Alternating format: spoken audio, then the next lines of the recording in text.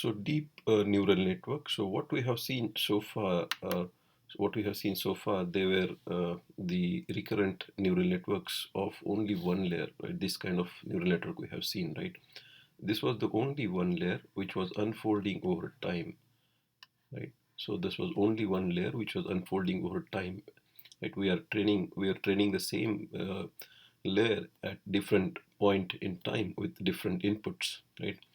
So this is a time axis. We have seen that this is the time axis.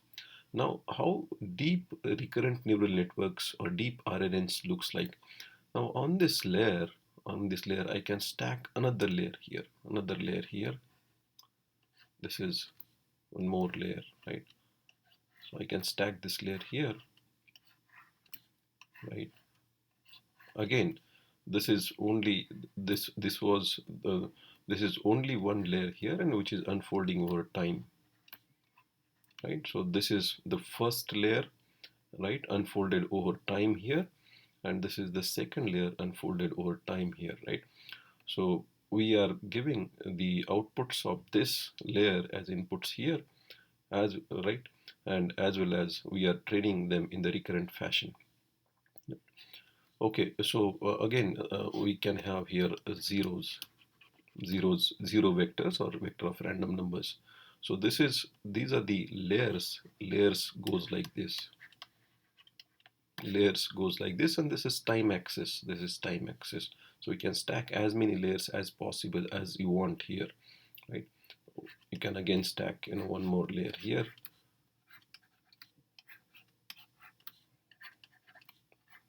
So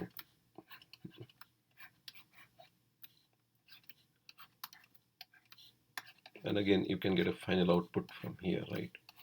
So this is the final output, which is y1 hat, y y yi1 hat, yi2 hat, yi3 hat, and this is yi4 hat, right?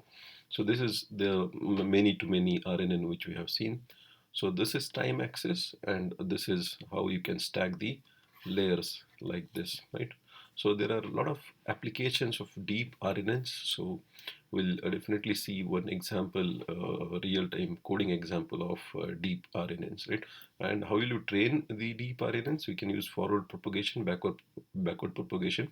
In case of forward propagation, just follow the directions of arrows, right?